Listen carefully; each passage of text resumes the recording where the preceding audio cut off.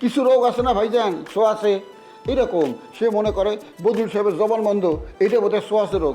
আমি যদি তার কাছে যাই আমারও জবান বন্ধ হয়ে যাবে।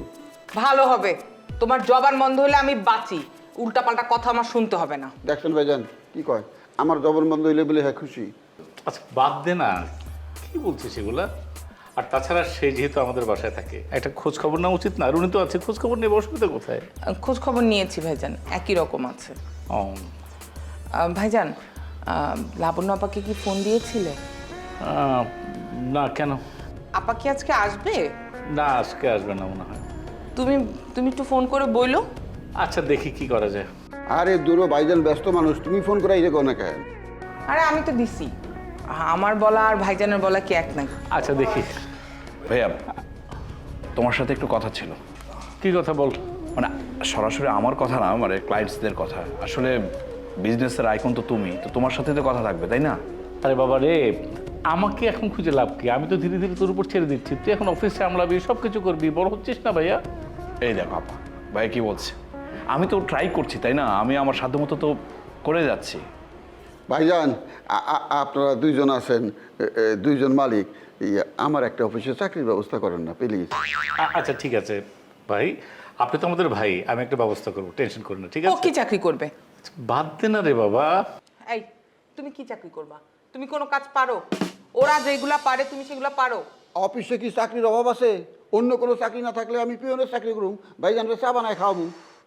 আচ্ছা তোমার কি মাথা খারাপ? তুমি পিওনের চাকরি করবা? ওরা হলো অফিসের মালিক, তুমি তার বোনের হাজবেন্ড, তুমি যে ওদের অফিসে পিওনের চাকরি করবা, তোমার আসলে কোনোদিন কিছু হবে না। আচ্ছা বাদ দে না, ও সে ভাই হিসাবে, আপন হিসেবে বলেছে, মানে মালিক পক্ষ হিসেবে সব কাজ করবে সেই সে বলছে, তাই না স্যার? তাই কাজ করতে তো কোনো শরম নাই, তাই না? জি, জি, জি। আমি দরকার হলে ভাইজানের জুতা খালি করে দিই। আসতে বাদ দেন তো, আপনি তো আমার ভাই হন। ঠিক আছে, শোন, ওদিকের অবস্থা কি? সব ঠিকঠাক? ভাইয়া, সোহেল সাহেবের সাথে কি কথা হয়েছে তোমার? মানে 2-1 দিনের মধ্যে কথা হয়েছে? না, এর ভিতর কথা হয়নি কেন? ওই যে শিপমেন্ট নাকি চলে আসছে, সে ব্যাপারে উনি আমাকে নক দিয়েছে। তো তুই কথা বল না কেন? তুমি কি আজকে অফিসে যাবা? আমার ঠিক নাই, যেতেও পারি নাও পারি, যাবো মনে হয় একবার। একসাথে চলো না, দুই ভাই অফিসে যাই, সোহেল সাহেব আসবে, কথা বলো। তুই যা, আমি পরে যাবো, যা তো ভাই, যা যা। আচ্ছা ঠিক আছে। এদিকে আয়। তুই একটা লক্ষ্মী ছেলে রে, যা ভাই যা যা। ভাই আমার কথাটা মনে রেখেন, আমার চাকরির বিষয়টা। আচ্ছা রাখবে। Please. ওকে, যা।